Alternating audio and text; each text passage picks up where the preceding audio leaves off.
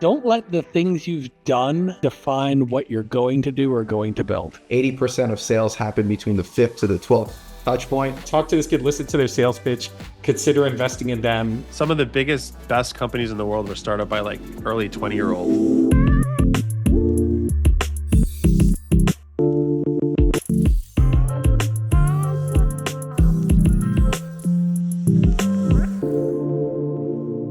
I wanted to put this together to just kind of like educate the Stony Brook students on like why they should apply to YC. I did one of these with Daniel. We kind of brainstormed for like an hour, like how to like try to help them get into. I think it's something they need a lot of help with. They haven't worked at startups. A lot of the professors have not built startups. A lot of them have not built like Silicon Valley startups, that sort of thing. Michael built some slides. That'd be really hot, like good topics actually. He built 10 slides that he wanted to go over. Yeah, I think getting feedback from everyone would be really good. Thinking about Stony Brook students, they're not typically startup founders, but there are a lot of really smart engineers and developers and a lot of really smart, amazing people there. So I was thinking like, what's a crash course on startups in Silicon Valley? Because, Y Combinator is one piece of the puzzle, but really, I think to most Stony Brook students, it's like, should I go work for a big Wall Street company or a big company? When I was graduating from Stony Brook, I didn't think startups were a real option. There weren't people out there. So I'm happy to kind of walk through these slides and I'll try and go through them quickly. And I think it'd be great to get everyone's feedback. This is my tech startups crash course. This is something, what's a lifestyle business versus a tech startup? Lifestyle business is often used very in a derogatory tone from VCs. That's the first time I heard it. Was like VCs like, you're building a lifestyle business. It's not a good thing, obviously. But really, the difference between a lifestyle business and a tech startup is the goal of a lifestyle business is to create a stable income for operators. Startup CEOs almost never have a stable income until you've kind of hit it big. And restaurants, service businesses, consulting companies, almost all businesses are probably seen as lifestyle businesses. And really tech startups, Google, Facebook, Dropbox, Salesforce, their goal is to grow a lot and also to achieve a high ROI to equity holders, which are the founders, but also investors and employees. Really great essay. This is homework for Stony Brook students. I read this essay by Paul Graham called Wealth, Creating Wealth. It's a 50-minute section of his audiobook. He has it free on his website. These were some of the big points I remember. This really blew my mind. This was one of the essays that encouraged me to start a startup when I was working in a large corporate job, is kind of let the nerds keep their lunch money is a really fun theme. He kind of saw through history. When technological innovators are allowed to make money from it, you'll have more technological innovation. Big companies don't really adequately reward top performers. You're averaging your work with everyone else, which you'll see at a really large company. It's about stability. High performers can get promoted, get raises, but you're not going to become really wealthy working in a large company unless you have an equity stake. Startups are immense wealth creators for individuals, and they're often driven by technological innovation. There has to be a change, the invention, the proliferation of the internet, the release of the iPhone and smartphones. It's often a change in technology that then drives a huge change in the economy. Thanks, Michael. And nice to meet you, Jeff, Michael, Dan. Thanks for putting this together. So I just a quick context. I teach entrepreneurship at high schools, undergrads, and graduate programs. I teach at Columbia and at Stanford. And the most compelling way that I found that really gets the student to really appreciate what it means to start something is to lean into what they are already good at. They've been scientists. A lot of these Stony Brook students are science majors. They understand the scientific method. And ultimately, for them to really empathize about this whole journey is to help literally one human being. How can they help one human being and solve their problem?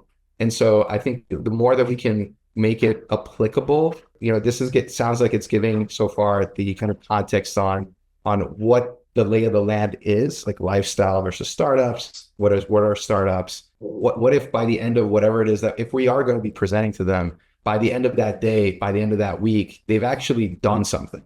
What lifestyle versus startup or VC-backed startup, or even like, if you're lucky enough to be bootstrapping it yourself, it's really about whatever you're building could grow exponentially with linearly more money. That's when the investors are interested, right? When they can put in $1 million and get multiples back. That's where a lot of the thought goes to from their perspective is this a thing where you're adding technology, you're adding a special process, and it can scale better than linear, preferably like multiplicatively, right? Like that's really kind of, I think, where a lot of the lines get drawn, right? If you own an accounting firm, you can scale it by getting more accountants, but you're paying more accountants money to do more accounting work. Whereas if you build accounting software, you can have the software built and then it gets sold, and it's, fixed amount of work for potentially infinite profit. That's kind of how I get my mind around the two. Is this a thing where if I dumped more money on it, could I make a bunch more money, or is it just kind of like double input, double output kind of thing? I like that. I think if we work backwards, like what do we want these students to feel by the end of this? We probably want them to gain some confidence. They're 19 years old, they're 20 years old, they haven't done anything.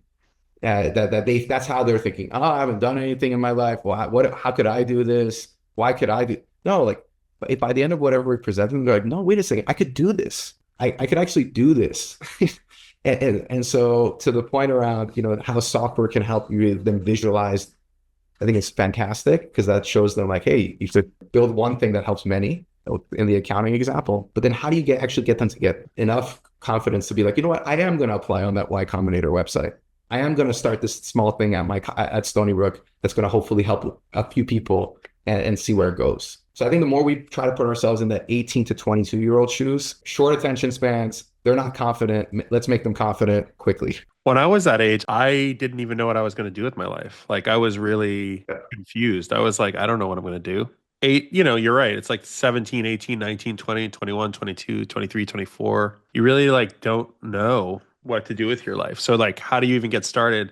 I mean, I started my first startup when I was 30 with Michael, 30 years old. I was old. I was an old founder. So like, you're right. Like Daniel, like the people going through Stony Brook, how do you convince them to try something crazy? So you're saying like, start with one. That's like you're saying it's like start with one person. Yeah. I mean, I started my first startup right out of Stony Brook, and it was because of what I did at Stony Brook that gave me the confidence to go ahead and try something right after school. So Stony Brook was my lab, and I think the more that the students could appreciate that, like you're surrounded by like an incredible amount. Daniel, even you for your first startup, wasn't Stony Brook helpful to get your first? Yeah, I met Michael. I met Michael there, and I was like, all right, this is like one of the smartest people I ever met. It's amazing. And so I think the more that they could appreciate that, like, look, you've been scientists. This is the same thing. Hypothesis to conclusion. You're around other people that could be your users. Just try something, anything. And then we can help them understand, what does anything mean? Like, okay, how do you find problems? How do you understand? How do you be more curious of the world around you? Giving them the awareness that like they understand certain things that neither four of us understand because of their demographic. And like, tap into that. I guess some history on you, Jeff. How did you even get into a YC company? Like you went through the machine, I call it. It's Stony Brook. You go into finance. You went into the finance and tech. That's like a thing that happens a lot in Stony Brook. Like, how did you even stumble upon like getting into a startup? You weren't in school, so it took you a little time to figure out like you wanted to try one. Yeah. So I've got two mini stories here. I'll separate them in case you want to take a piece, right? So I got closer to the actual business the same way any good scientist or nerd does. I found someone who did business and I partnered with them, right? And so the other founders at that company had already founded another company. And actually, we all went to school. After Stony Brook, I went on to get an MBA, and we all were in the same school during that time. But what I said to them was, I said, hey, if you ever need a computer nerd, if you ever need a data nerd, let me know. And they called me on the bluff, like maybe 8 years passed, right? And so that's the story of how I specifically got involved with that one. I'm going to tell a little bit of a different story that I don't know if everyone will be able to relate to, but the thing that got me off the couch, literally, right? So I had a health issue, or my doctors thought I had a health issue. I had a whole bunch of doctors that thought I had cancer. I was sitting on my couch and I was like, I don't know if I have cancer. This could be really bad. What is the thing I always wanted to do that I never did? Like, what's my regret? Like, if I'm going to die in a couple of years, what's my regret? And the thing that was clear to me was I never went for it. I never went to start a company, right? And in retrospect, at that earlier part of my career where I didn't need as much to survive, and I maybe had a little more help that could be given to me from family members and things, that would have been the better time to be doing the risks. The older you get, the harder it is to take more risks because there's just way more to lose from that risk. And so, like, what's going to happen if you lose now?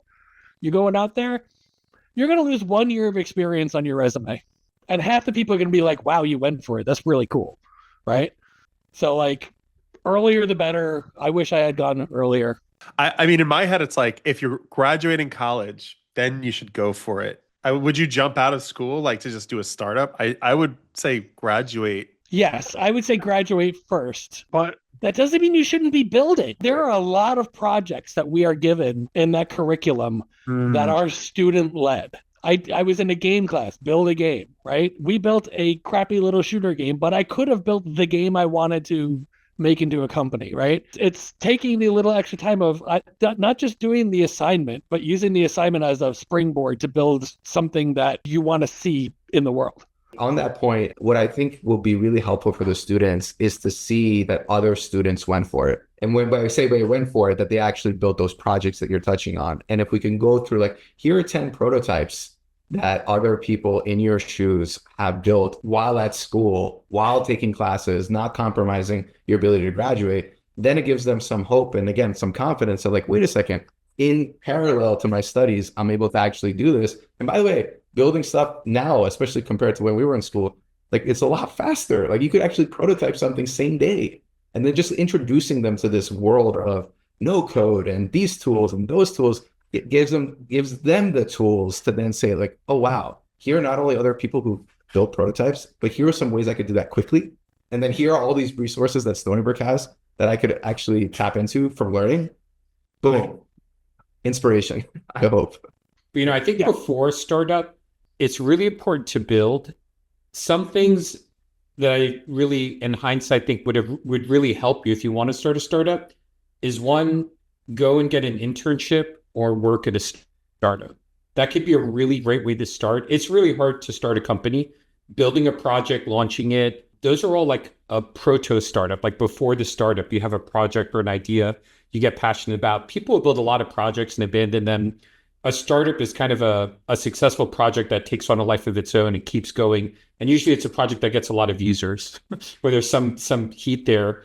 But going to work for another startup versus going to work for a big company, which I think is a path for a lot of Stony Brook grads, is to go work in big industry, which could be great. And I remember as a student, I didn't have a lot of money. I wanted a lot of security after I graduated. I wanted to go work for a large company. And you're right, it is ironically it's the time you least want to go take another big risk, because going to school, you're spending money in Brook. You want to have a job and kind of be an adult. And a lot of people want to help support their families. But, you know, going to get a job at a startup could be that compromise. If you're working at any stage startup, you know, below 1,000 people, you'll learn a lot more than going to join a really large company. So that could be a really great way if you're in college, you know, going to look at work at a startup. That's also a great chance to take a risk on your career by trying out a startup. And I think the number one way to learn to start a startup is to go work at an early stage startup, observe the founders, the people you would network with there. Networking at Stony Brook is actually a great one. But if you really want to meet people who want to start a startup, there's like co-founder matching sites. YC runs a really good one. But going to work at a startup, your coworkers at a startup, it's really fertile ground for finding a co-founder who wants to go do a startup. I'm thinking there are two themes that are coming out from what we've discussed so far. So inspire to start a project. And the second one is introduction to this world of other startups, to then for you to consider joining them. I will say one other thing is, one of the exercises that I do with students is I tell them, open up the Y Combinator directory, pick a CEO of a company from this list and cold email them. Like, a lot of these Stony Brook students, one of their biggest points of leverage is the fact that they're students. And when they email people, their reply rates are a lot higher than ours, because people actually want to help them because they're young. And so I do think if we could help them understand, like, hey, like, here's the world. And by the way, for these, you don't have to go through all these applications that all these other people are going to go through, that you're going to be one of many. But if you cold email the CEO, you know, they're going to reply. There's like the side door that you could consider. I mean, part of the reason why I emailed Y Combinator, and it was Paul Graham, the founder of Y Combinator, it was almost panic. It was like, we have to survive. We have nothing to lose. It was a very panicky, stressful, like, I need to figure out like the way for the company. So like, in a sense, students are kind of panicking because they're like, I don't know what I'm going to do with my life. Like, they're getting debt. They're going to school. They're like, what am I going to do after this? Like, just do it. Just email that. Like if you see a CEO you really respect or something, email them. Don't hold back because, you got to find your way. I think you're right. You're 100% right, Daniel. I mean, even going back to Jeff's point about build something in school, I wish I did that. I wish you were telling me that when I was 19, Jeff, because I'm like going back thinking about all these projects and I'm like, I really could have like actually done that. If you look at Mark Zuckerberg, just so the students know, like he was a student in Harvard, literally doing what you said. And then you look at the guys at Google, they were literally students at Stanford doing exactly what you said, where they took their own project and they literally just like made it into a company. So like, I wish I had Facebook. I'm dating myself. We didn't have Facebook. We didn't really have, Google was kind of becoming a thing. It's like they were making things for themselves. I don't know. Some of the biggest companies in the world were just like side projects at school. A list of different projects that I've aggregated from what my students have been doing in the classes. Maybe that could also serve as a reference. Like I said, when I went to Stony Brook, it was my lab. I was just building random stuff. Some of them are still around at Stony Brook. So that could also serve as an example. It's like, hey, I did this while at school and it's still a club, I mean, I'd love to hear that list.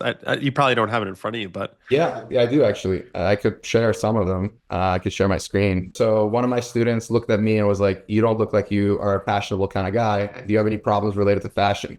And I was like, yeah, I'd love to look great at demo days and weddings and so forth. They were like, all right, cool. They gave me this type form. I filled it out. They then generated 4 designs. I said, I want to look good at demo day, at student demo days. They gave me 4 AI generated designs. They told me to pick this one. The next day they brought that full suit to class and I looked better than I ever did in my life. And that was their prototype for an on-demand stylist and for an event. They got paid and everyone was happy. One of my students, this was her user. She loves her grandfather. Grandfather has lost motivation to walk. He loves his grandchildren. He's in Hiroshima in Japan, doesn't see his grandchildren often. So what my student did was when her grandfather walks 500 steps, he gets a personalized 5-second video from the grandson. Walk another 500 steps, you get a longer personalized video from the grandson. So they use Zapier and a few things. So like now you have this like 15-year-old who now believes that they could actually build something. And then there's the grandfather walking and actually getting the videos. I started WotC at Stony Brook. I was like, hey, this is a cool, nonprofit that exists and it's still going. You have basically student that's at Stony Brook raising money for patients on WotC. These are some examples. To your point, like the Facebooks and maybe even some smaller ones so that they could say like, hey, like I now can actually do this. Here's some tools where I could actually get something off the ground. So I definitely resonate with what you're saying, like just join these teams. I think we already covered some of the motivation. I really see it as a wealth creator. I think it's great. Daniel brought up great points about wanting to help people and care about people. Covered this in his wealth essay. And if you go and get a job and work there for a few years, you'll realize 2 things. 1, it's going to be really hard to get rich at this job. And 2, I'm working for a lot of dummies. And I say this from like the engineer mindset. You'll be like, hey, my boss is not the best engineer I ever met. They're just someone who's kind of good at internal politics and managing people and, maybe has some softer skills, hopefully. So I think the wealth creator is just if you're at a big company, you could become a very highly paid employee, but your work is really average with everyone else in a very risk-averse way. So you're not going to become a very wealthy person usually working a job and earning a salary. The key to wealth is earning equity, having a stake in the upside. I also think you'll learn a lot more at a startup than a large company. At a startup, just a mental model I have from my own experience, a large company, you're a worker on like an assembly line. And at a startup, you have a much bigger hand in making something start to finish, which I think is more important for starting your own business. So I think equity and just the law of averages. Startups also are very high failure rate. So it's kind of binary whether you'll make it or not. Whereas going to work at a company, it's usually, your linear time investment will get you a linear reward, more salary over time. I mean, just diving into that, I don't think students really understand like equity too much. So like equity is owning a piece of the business, literally. Like you get shares in the business and you own those shares. Shares could be worth nothing. They could be worth like millions. So it really varies depending on like the wealth creation. And for me, wealth creation is like if there's more revenue or users, the value of the shares go up. So like you're almost gambling. I don't want to use that word, but like you're gambling because you don't know the real value of what that equity is going to be. So you're gambling with that equity. You might get a salary, you might get, but you're never going to get paid like what you get at the bigger companies. Like the bigger companies pay a lot, and they pay, whatever it is, like standard industry averages. When you go work at a startup, you might take a salary cut for a long time also. So it just is there. It's the fact. So like if you want to go do an internship, you might get paid standard amount. You might get paid less. Some people have the mindset, I need to get paid this amount. If you have that mindset, it's bad for startups because you may be missing out on like some really good startups that are like out there. Like Coinbase, they never negotiated, from what I hear, like on salary. I don't think the students at Stony Brook are this way though. They're just kind of like getting whatever they can get. Like they want to get a job and a stable job. Maybe they don't want to work at a startup because it's like not what their parents told them what to get. But what did you learn, I guess, Jeff, like working at your startup, like when you started that company, like you learned way more? Did you learn less? I mean, you worked in finance before that, but like, you transitioned into that startup. It's like, I guess I'll talk about the really cool things, right? So transitioning from, I'm going to say, big company, medium-sized company to startup, especially founder. I've got a little bit of working at a startup perspective and also founding a startup perspective. The first thing is your ability to go wide instead of deep, which is not this typical thing that an engineering school teaches you, is infinitely more valuable at a startup. So I guess I'll start with deep. Deep would be, I am the person that understands the algorithms necessary to make sorting and return in a database efficient, right? And so let's say that's your thing, right? And you know all of these algorithms, and you can build the new database, whether it's new Oracle or new Postgres or whatever it is. That's not going to be enough for a company. You need to understand, okay, well, so I bought this database. How's it going to be surfaced to the world? How am I going to figure out if the users are using it well or not? How am I going to explain this thing that took me 15 years to figure out to a salesperson to be able to get them to get in front of somebody? The ability to be wider is more useful in the startups because there's just less people. And so like in big companies, there's entire departments of tens of dozens of people for a thing that's a fraction of some of the startup's time. So that was the cool thing for me because I love that part. And startups could be very challenging. I think one idea of a startup that's similar about going broad, kind of being a jack of all trades versus maybe an ace in one really deep category, is there's something really powerful at a startup where the founders and early employees really have the whole company loaded up in your brain at once.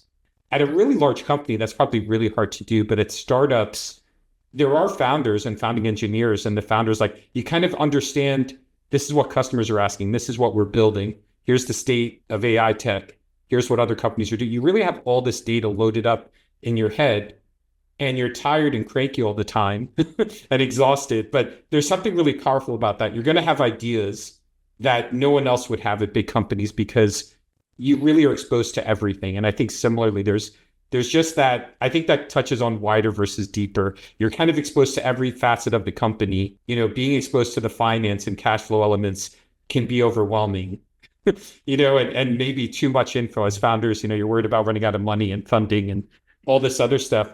But that's part of your startup journey. It's like, how much resources do we have? How can it's all part of that balance. You don't want to scare the founders though. I feel like you're throwing a lot at them where the young students, because I'm imagining like 20-year-olds. I think they should be scared. You should be as scared of founding a company as you are of having children. It's a really big commitment and it's a big responsibility. If you don't think you can handle it, go work for a startup. But I think to Dan's point about starting and building a project, you should be building and starting things. But starting a business it is scary. It should be. It's very hard. Don't you think you'd be lying to people if you said startups are easy? You'd recommend your kids to do it? Yeah, I mean, I would say I'm probably on the other camp with this, in the sense of I don't think we should position it as it being scary. I actually think it's the least scary that it'll possibly ever be for them now versus in the future. So definitely, it's hard. Definitely, it's not. Yeah, it's not scary. But I think it's the least scary it could possibly ever be because the risk is so low. While they're a student, you're not like dropping out of school. You're not really necessarily increasing your expenses all that much. And so what they have is time. And what we're saying is that like here's an option for you to explore and learn more about this world. And this world is very inviting. Like people in this world have a mindset of you could do this. And I think that's also something that's very, very motivating is that YC the mindset of Silicon Valley is very much like, how can we figure this out? Like, it might be scary, but let's figure it out. And maybe there's a middle ground. It's like, yeah, it's difficult, but you're in a community and an environment that is like conducive for you to get pushed towards at least progress. I would say it doesn't ever get easier. You get a lot better at it. True. And a metaphor I heard from Paul Graham is like, if you look at people who do well at large companies, they're like animals in a zoo. And if you look at founders, they're more like wild animals. And I think there's a saying from Brian Chesky. He gave a talk and he's like, I went into the forest a golden retriever and I came out a wolf. You have to be very formidable. I do think taking on tougher projects, starting a startup and spending a few years working at that versus an entry-level job at the big company, I think you will be more formidable and tougher and more up to the challenge by, just like if you lift heavier weights, you'll become stronger. I mean, but what Daniel is saying is responsibilities are light. This is the advantage of all Stony Brook students is they don't get like gobs of debt that all the other schools throw at them. I think it's like you come out light, meaning like you don't have a mortgage. You know, you may have kids, I don't know, but you may not have like an expensive car. You're coming out like without a lot of responsibility, which gives you an abnormal advantage. While you go through life, you accumulate all of these responsibilities. It gets harder to take that risk. That's where you're saying, Michael, is like if you're 35 and you have a mortgage and you have an expensive car payment and you have 2 kids and you're stressed out because you want to make sure that they're all okay, and then your parents might be asking you for money and your sister brother might be asking you. So you're in this like other state where like when you're right out of school, it's like you might have some of those responsibilities, but it's lighter. It's not as much. So it's like if you take that chance earlier, you have less to risk. Like you may not have the kids. So you could say, hey, I could take this risk. I think where Daniel is saying like risk is lower because you don't have those like burdens on you. And sometimes the naive like get stuff done. They recreate and reinvent all the time. So it's like they may see things in a different way that's better. I forgot where I heard it from with some investor, but he said a secret of Silicon Valley is you get all these smart young kids in a room and they don't know what's impossible. They don't know what people tried 5-10 years ago. That was a huge failure. And you say, hey, look, technology's new, the economy's expanded. When you're in a startup and especially when you're founding a startup, you have infinite control. The things that you're doing, the things that you go after are your choice. The drawback is you can do everything right and still fail. Like if you're okay throwing away your own ideas for better ideas and pivoting, and if you're okay, like if you really enjoy being self-directed, like that's the right spot for you. Starting a startup first leans into something they've already done in high school and maybe even in college, which is a science project. You've gone through hypothesis conclusion and the genesis of a startup, and correct me if I'm wrong, but you start with your question. We believe that there's someone who has this problem that we can solve, or business, individual, whoever. So it's demystifying it from that standpoint that like you weren't scared of your bio project that you had to do. You weren't scared of your chem project. No need to be scared to start something. And then I think the way that the framing of success, Jeff, to your point, is failure means, well, you didn't succeed. So that means we should maybe look to see how we define success. A lot of the students or just people in general who go into startups, you ask them months after months of working on something or years, who gave a shit about anything you've ever done? Like, well, can you name me the name of one person that actually cared about what you built? And they can't give you a name. That to me is the colossal failure. That's like you spent your most precious asset and no one actually cared. So if we put the bar of success actually like just impact the life of, just one person or one business or one something, and that's what your hypothesis is trying to answer. Can you help? So then if you succeed there, you've succeeded actually more than most ever have. Most students that graduate from Stony Brook will graduate and if they ask them, can you name me one person you've materially helped or one business you've helped? The answer to that question is no. But from the students that we talk to, if all of a sudden it's like 30% of them when they graduate Stony Brook actually did something for one business, I think we would look at it as success. And that's their starting point for starting these wealth creating enterprises. If this project doesn't work while you're a sophomore studying computer science, you'll be okay. I mean, it's something that Stony Brook didn't teach any of us. Like, I wish it did. And, I think, Daniel, you were telling me like you had interactions with VCs. So it blew my mind that like you actually knew what a VC was like. And I was like, oh man, I wish Stony Brook had that for me. Like they were very deep in like the technical side. And maybe that's just like, because I picked computer science and psychology, they didn't make it holistic in that way. I guess that's another point. It's like, if you're a computer science person, take at least one business class, because that's where Daniel got that insight. I might add one controversial thing I heard, and I think I heard this at a talk by, at the time, the head of the Harvard Business School. And he said starting a business and running a startup is something you can't really teach in school. A lot of the times when you get an MBA, like a business school, is really training you how to be a successful executive at a large company. It's not really teaching you how to start a business. And that starting a business and running a business is a lot more like being a blacksmith. It's a set of practical skills and life experience that you can't really learn in like a business class. It's something that you learn by doing and by being mentored and working with. In the blacksmith model, it's like, a father to son kind of apprenticeship, or an apprenticeship with someone and working with other people and doing it yourself, trial and error, with painful consequences. Blacksmiths, they have molten metal, they spill that on it, it spatters, they'll get burned and horribly hurt. Some of that's true for business. It's you're really exposed to it there. But I would say that's where, like, taking a business class, that's fine. It might help you to meet different people. I would say get out of your comfort zone. And just going back to what Daniel said, start with one. Get one user to use your thing. Maybe it's like a homework reminder tool. Maybe it's like a pizzeria delivery mapping tool that'll tell you the minutes that the pizza will be at your place. Maybe it's like a professor grading tool. I don't know. Anything that'll like get you building and getting users. And if you're not a computer science person at Stony Brook and you want to do a startup, find someone in computer science that wants to do a startup also.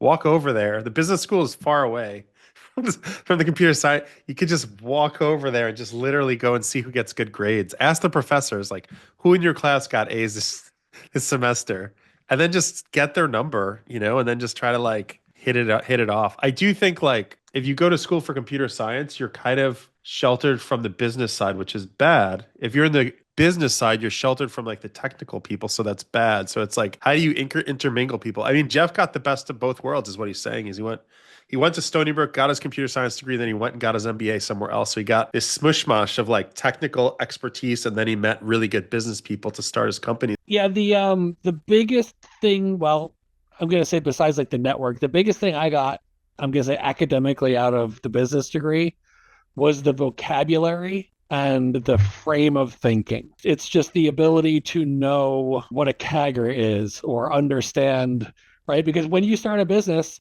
you're going to have to pay taxes. You're going to have to run payroll. You're going to have to hire people. Your number one job as an entrepreneur and a founder at a startup, once you get money, is being the best darn person, the hiring person you can be. And the ability to have the vocabulary for me really helped out with that. It gives a common language, or understands that when someone who works in Washington says the word platform, it means something different than someone who is a carpenter that says platform versus someone who's a computer scientist that says platform. That word has like probably at least 24 meanings. But understanding, hey, this person I'm talking to, they are a PR person. When they say platform, they mean like a government platform, the set of ideas and things we want to put forth. So to me, that was the really big thing there was. And I probably could have gotten that out of going to a couple of business classes, or, getting out of my comfort zone, to y'all's point there. But that's the thing, is the vocabulary, understanding like when they say this word, it has a certain specific meaning to people who have studied that thing. The fact that business school students don't have exposure to engineering as much, or vice versa, the role of environment is a critical component to these students getting inspired, and not only physical environment, but their digital environment.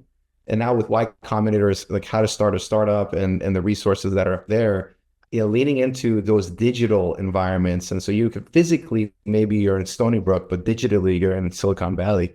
And so that, from an exposure standpoint, because oftentimes the business school classes aren't going to give the terminology or the mindset that maybe YC, and Silicon Valley can open up for them. So that might be also another consideration for us to think about, like, what are those digital spaces that they can immerse themselves in.